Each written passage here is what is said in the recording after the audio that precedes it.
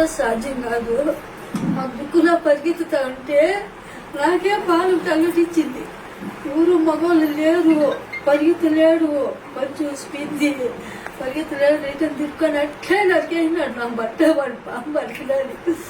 ఎట్లా మాకు ఏమి చూసి మేము ఈ ప్రభుత్వం చూసి మేము నడుచుకోవాలా చెప్పండి. ఫస్ట్ ఈ ఊరు కాపాడినాడు నా ముగిని చెప్పండి. ఇప్పుడు వాడు ఉండేది అంటున్నాడు, ఇంత పొడుగులు ఎత్తుకొని వాడు పొలి మీద తరిమి ఈ ప్రభుత్వము ఈ గవర్నమెంట్ వల్లే నేను చెప్పేది.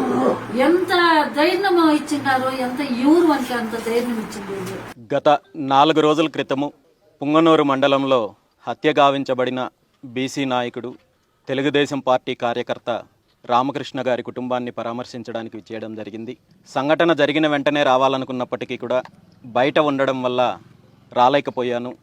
హత్య గావించబడ్డ రామకృష్ణ గారి ఆత్మకు సద్గతులు కలిగించాలని, వారి కుటుంబానికి మనోధైర్యాన్ని ఇవ్వాలని భగవంతుణ్ణి మనస్ఫూర్తిగా కోరుకుంటూ, జరిగిన సంఘటన చాలా దారుణమైన సంఘటన, హేమమైన చర్య. ఆ కుటుంబ సభ్యులతో మాట్లాడిన తర్వాత చాలా బాధేసింది.